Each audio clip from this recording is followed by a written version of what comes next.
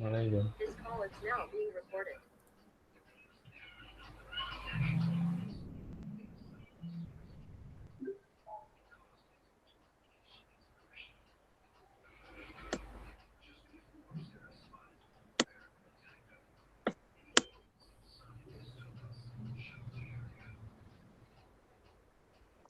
Oke, Assalamualaikum warahmatullahi wabarakatuh. Kami dari kelas C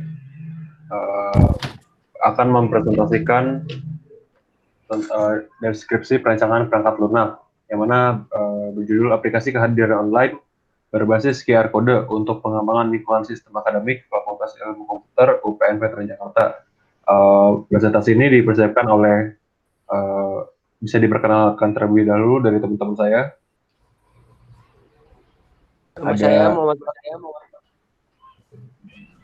Ada Fadila Zukaida dengan NIM 51, ada saya sendiri Fauzan Akmal Mahdi NIM 63, ada Muhammad Fadila NIM 64, kemudian ada Cahyawadi NIM 65. Kemudian di sini ini rancangan cover DPPL terdiri dari 32 halaman. Kemudian ini ada daftar perubahan. Kemudian di sini ada daftar halaman perubahan. Jika nanti ke depannya ada di daftar perubahan, selanjutnya ada di sini daftar isi. Ada bab 1, bab 2, bab 3, bab 4. Kemudian masuk ke pendahuluan. Oke, di sini akan saya jelaskan. Di sini adalah dokumen deskripsi perancangan perangkat lunak, yang mana tujuannya untuk definisikan aplikasi kehadiran online berbasis QR kode. Di sini dokumen DPPL akan digunakan selanjutnya untuk dikembangkan membangun rancangan perangkat lunak di tahap selanjutnya. Kemudian ruang lingkupnya adalah punya tujuan sebagai berikut. Jadi pertama adalah universitas tidak perlu lagi menerapkan presensi manual ya secara kertas. Kemudian juga memberikan kemudahan bagi mahasiswa gitu, untuk melakukan cek kehadiran. Jadi nggak perlu tanda tangan lagi. Kemudian integrasi antar sistem demi terciptanya lingkungan pendidikan yang didukung dengan teknologi IoT. Kemudian di sini ada definisi dan akronim, ada aplikasi itu perangkat lunak yang sudah diprogram, kemudian prototype merupakan contoh, kemudian QR code. Nah, QR code ini nanti fitur penting di dalam aplikasi ini merupakan bentuk evolusi ya dari kode batang dari satu dimensi menjadi dua dimensi. Nah, kemudian ada presensi itu kehadiran mahasiswa, universitas, institusi pendidikan tinggi dan penelitian, kemudian mahasiswa, seorang yang menempuh pendidikan. Kemudian ada singkatan, di sini ada DPPL, deskripsi perancangan perangkat lunak. Kemudian ada AKO BKIR. Nah, di sini aplikasi kehadiran online berbasis QR code. Nah, ini referensi dasar aplikasi kita dan beberapa teori didapatkan dari sini. Kemudian masuk kepada bab 2 yang akan dijelaskan oleh Muhammad Fadil. Baik, terima kasih. Untuk bab 2 bagian perancangan sistem. Di sini ada struktur programnya terlebih dahulu. Nah, dari aplikasi ini strukturnya ada 3 bagian, di mana ada mahasiswa, ada dosen, dan ada dikjar. Dan setiap bagian ini punya kelebihannya masing-masing, punya kegunaan masing-masing. Untuk mahasiswa sendiri, dia bisa mengubah data pribadinya untuk mengisi tentang nama, alamat, atau kelas yang diikuti. Dia bisa scan QR code untuk presensi kehadiran di kelas yang diikuti. Ada daftar mata kuliah yang diikuti juga, dan bisa melihat rekap absensi yang sudah dia hadiri tiap mata kuliah. Untuk dosen juga bisa mengubah data pribadi. Dosen bisa generate QR code untuk diberikan ke mahasiswa yang mengikuti kelasnya. Dia bisa juga membuat mata kuliah. Dosen juga bisa melihat rekap absensi. Untuk dikjar sama, dia bisa mengubah data pribadi dan Dikgear bisa membuat rekap absensi. Nah, untuk perancangan rincinya ini di sini ada use case sequence diagram. Nah, di mana mahasiswa bisa register, dia bisa scan QR dan lihat rekap absen. Untuk dosen sama, bisa register atau login, bisa menggenerate QR dan rekap absen. Untuk Dikgear juga bisa register atau login dan lihat rekap absen atau membuat rekap absen. Nah, untuk spesifik use case-nya lagi, register atau login, deskripsinya ini dia bisa mendaftarkan data diri lengkap ke sistem. Nah, aktor-aktor yang bisa register atau login ini siapa aja nih aktor primary-nya? Ada mahasiswa, ada dosen, dan ada Dikgear. Dan spesifik use case berikutnya ada generate QR. Nah, deskripsinya dia tuh membuat QR code untuk di-scan sama mahasiswa untuk pertanda sebagai kehadirannya. Primary aktornya dosen yang membuat atau menggenerate QR code di tiap-tiap kelas tersebut. Untuk spesifik use case berikutnya ada scan QR, yaitu deskripsinya untuk men-scan QR code yang sudah dibuat oleh dosen dan di-scan oleh mahasiswa sebagai pertanda presensi. Dan primary aktor yang tersendiri itu mahasiswa. Dan spesifik use case berikutnya yaitu rekap absensi. Deskripsinya yaitu menampilkan hasil rekap absensi mahasiswa pada mata kuliah yang mereka ikuti pada periode tertentu. Primary aktornya yaitu mahasiswa, dosen, dan Dikgear. Nah, selanjutnya ada sequence diagram. Sequence diagram ini spesifiknya yang pertama ada login atau register. Aktor pertama memasukkan ID atau password atau membuat ID dan password. Lalu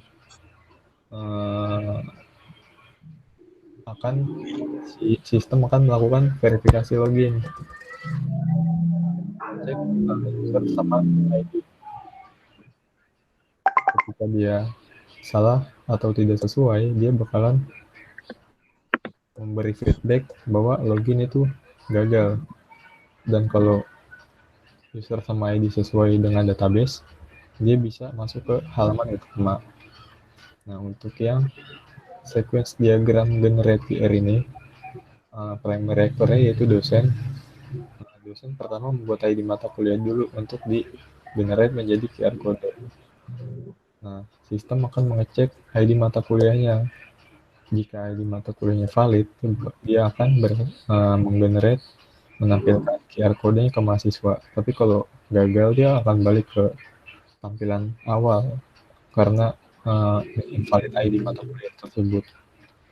Nah, untuk sequence diagram scan QR-nya ini, pertama si aktornya ini akan membuka scan QR, yaitu mahasiswa. Mahasiswa scan QR code tersebut lalu untuk melakukan validasi di database. Nah, ketika mata kuliah, dosen, dan NIM mahasiswa tersebut udah match, sistem akan beri feedback ke tampilan bahwa scan absen itu sukses. Lalu sequence diagram rekap absensi, aktor akan memilih menu untuk melihat rekap absen pada tampilan. Lalu si aktor ini akan mengisi ID mata kuliah yang ingin dilihat. Nanti sistem akan mengecek ketersediaan ID mata kuliah.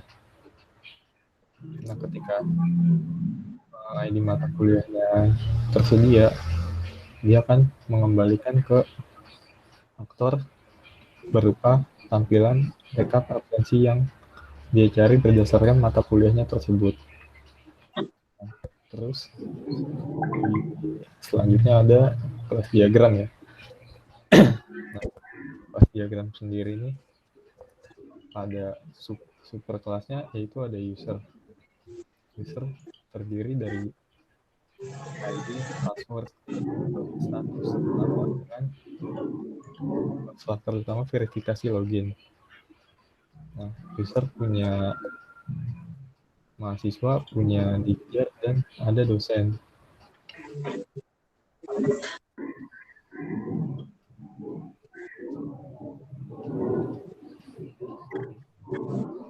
Mahasiswa dan dosen berhubungan dengan si kelas QR kode absen. Sedangkan mahasiswa dijer berhubungan dengan mata kuliah. Mata kuliah ini agregasi ya, agregasi ke dosen. Lalu selanjutnya di bawah ada rekap absen dengan mahasiswa dan mata kuliah terhubung dengan dijer dan QR kode absen.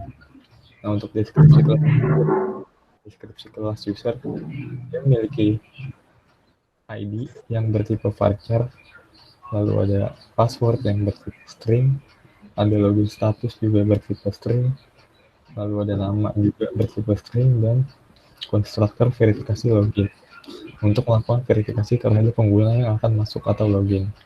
Nah, untuk deskripsi kelas mahasiswa, di sini dia ada ID mahasiswa dengan tipe varchar, ada password juga bertipe varchar, ada QR kode absen dengan tipe objek, dan memiliki properties login, scan QR, lihat rekap. Lalu ada deskripsi kelas dari dijer, yaitu ID dijer dengan tipe data string, ada password dengan tipe data string, dan ada properties login, ada properties laporan. Nah, login ini untuk fungsi untuk login atau masuk ke sistem, dan fungsi laporan untuk membuat laporan dari akumulasi kehadiran yang mahasiswa di tiap mata kuliah. Selanjutnya ada deskripsi kelas dosen, di mana ada ID dosen dengan tipe data varchar, ada password dengan tipe data varchar juga, dan QR kode absen dengan tipe objek. Sama dengan sebelumnya, ada fungsi login, ada QR kode absen. Fungsinya login itu untuk masuk ke sistem, dan QR kode absen untuk memanggil beberapa fungsi di dalam kelas QR code absen. Ada kelas QR code absen dengan validasi dosen untuk memvalidasi akun dosen untuk diizinkan menggunakan QR code absen. Validasi mata kuliah, operasi untuk memvalidasi mata kuliah yang sesuai dengan dosen pengampu dan mahasiswa. Lalu ada generate QR, operasi untuk melakukan pembuatan QR code untuk di-scan oleh mahasiswa. Lalu selanjutnya ada scan QR, yaitu operasi untuk melakukan scanning dari kelas QR kode absen. Lalu ada laporan, operasi untuk akumulasi kehadiran dari tiap mata kuliah. Selanjutnya dari deskripsi kelas mata kuliah ada ID mata kuliah, ada nama mata kuliah, ada kelas mata kuliah, ada jadwal mata kuliah, ada ruang mata kuliah, dan ada SKS. Ada deskripsi kelas rekap absen. Di sini ada ID mahasiswa digunakan untuk yang ingin digunakan, yang ingin dilakukan rekap kehadiran. Lalu ada ID mata kuliah yang digunakan untuk memastikan mata kuliah yang diikuti oleh mahasiswa. Lalu di sini ada total kehadiran untuk akumulasi kehadiran dari tiap mata kuliah yang diikuti oleh mahasiswa.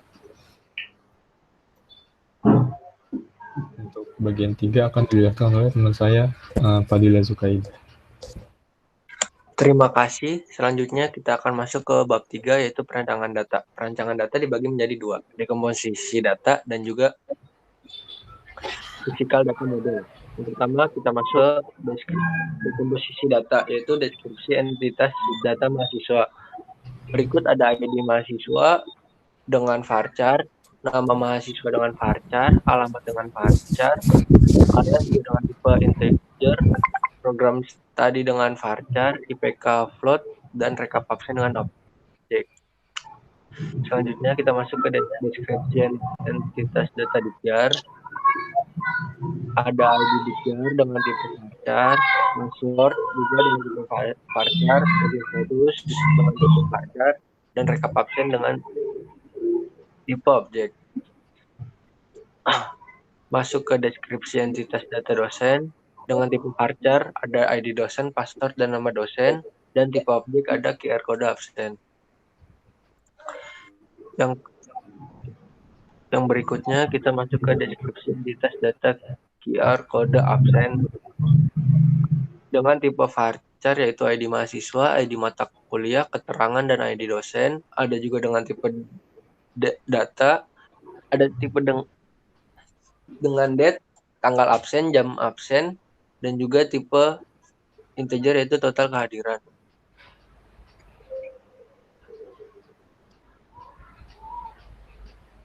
Selanjutnya, deskripsi entitas data mata kuliah dengan tipe varchar masih sama, ID mata kuliah, nama mata kuliah, jadwal mata kuliah, ruang mata kuliah.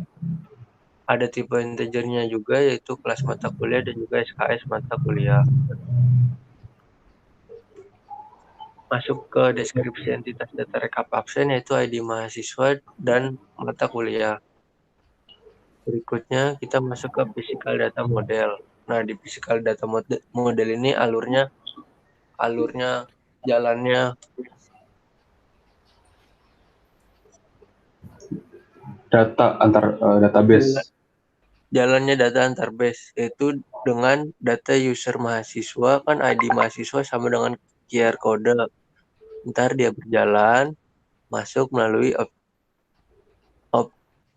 masuk apaan? Tadi Jan, gue lupa Jan.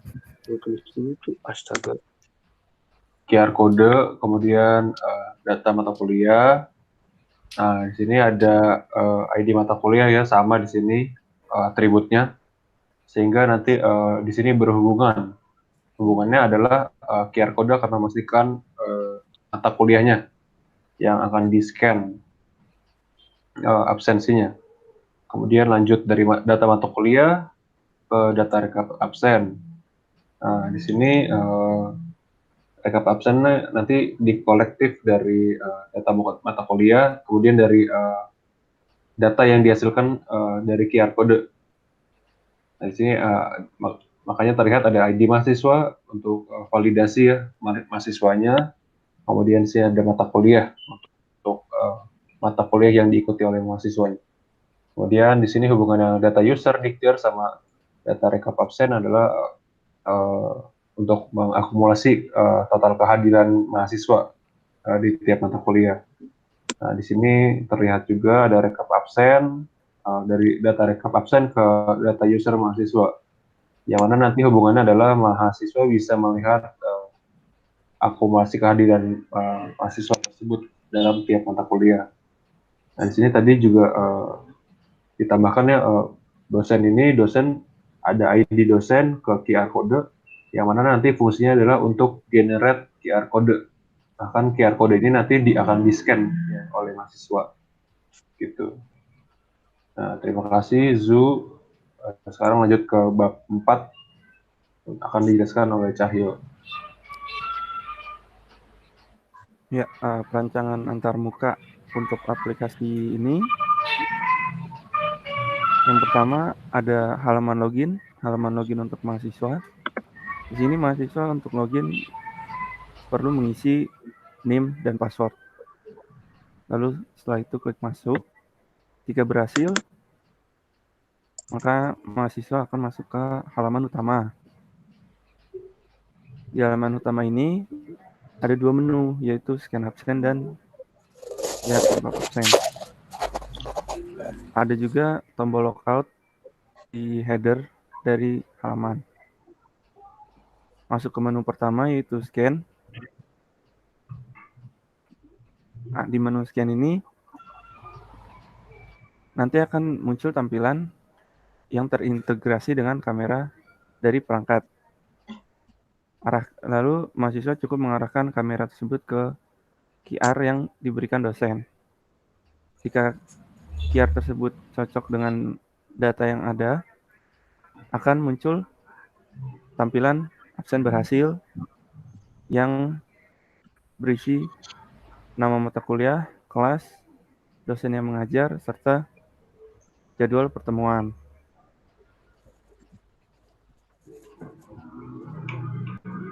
Lalu masuk ke menu kedua, yaitu lihat rekap absen. Nah, untuk lihat rekap absen, mahasiswa cukup memilih tahun akademik, semester, dan perkuliahan yang diikuti. Lalu klik tombol lihat. Jika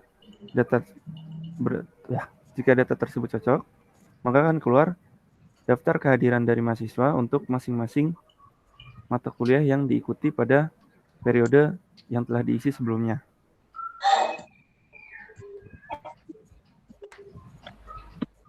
Lalu selanjutnya untuk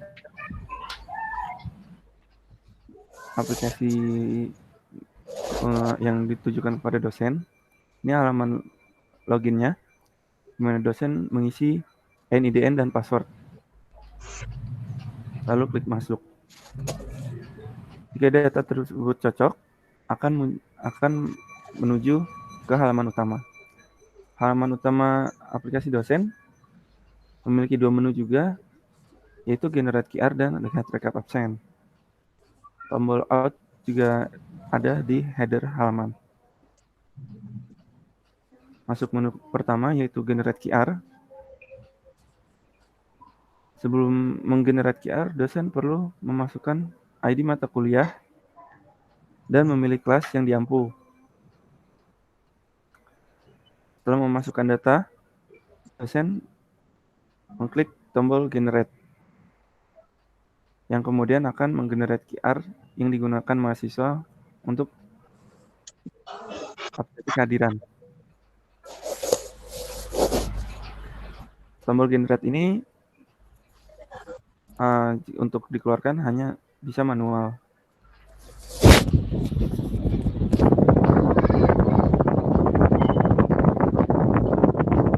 Masuk ke menu 2, yaitu lihat rekap absen.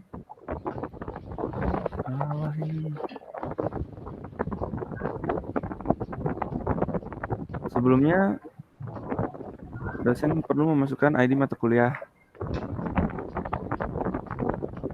sesuai data kelas yang diampu, yaitu lalu klik selanjutnya. Setelah itu akan muncul halaman untuk dosen memilih periode perkuliahan, yaitu tahun akademik, semester, jenis perkuliahan, dan pilih kelas. Setelah itu klik tombol lihat.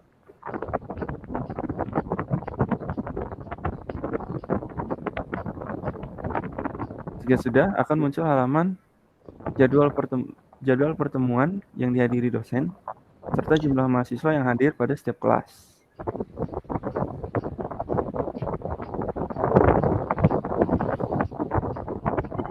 Oke,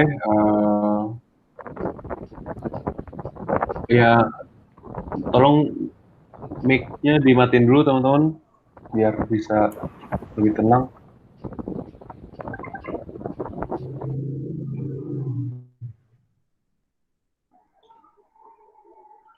Oke, di sini tadi disampaikan juga dari Cahyo, sudah dari rekap absen, kemudian halaman yang muncul pada tanggal pertemuannya. Sini coba saya simpulkan dari keempat bab sudah disampaikan bahwa dokumen ini bertujuan untuk mendeskripsikan perancangan perangkat lunak yang nanti akan kita buat. Kita mendeskripsikan dari pendahuluannya, yang mana kita mempunyai tujuan, kemudian ada ruang lingkupnya, definisi kita jelaskan, kemudian ada referensinya. Kemudian di sini dalam perancangan sistem kita perlu menjelaskan struktur programnya, kemudian dijelaskan juga perancangan rincinya. Ini perancangan rinci itu ada use case-nya, kemudian spesifiknya seperti apa dari use case tersebut. Kemudian di sini dijelaskan sequence diagramnya, bagaimana proses alur dari tiap sistem bekerja gitu. Kemudian ada kelas diagramnya di sini untuk menunjukkan atribut apa aja dan entitas apa aja yang ada di dalam sistem ini. Kemudian dideskripsikan tiap kelas tadi. Kemudian dilanjutkan kepada deskripsi perancangan data. Di sini perancangan data bertujuan untuk melihat data secara individual, yang mana kita bagi menjadi dekomposisi data dan PDM, Physical Data Model. Nah, di sini di dekomposisi data kita akan memisahkan data agar kita bisa melihat secara individual, melihat apa tiap atribut, kemudian tipenya, ukurannya, dan keterangan dari atribut tersebut. Kemudian untuk physical data model yang mana dijelaskan alur hubungan antar database di sini, kemudian perancangan antarmuka yang mana nanti menjadi dasar aplikasi ini untuk dikembangkan di proyek perangkat lunak pada selanjutnya. Sekian dari kelompok kami presentasi ini untuk mata kuliah praktikum rekayasa perangkat lunak. Kurang lebihnya mohon maaf. Wassalamualaikum warahmatullahi wabarakatuh. Waalaikumsalam warahmatullahi wabarakatuh.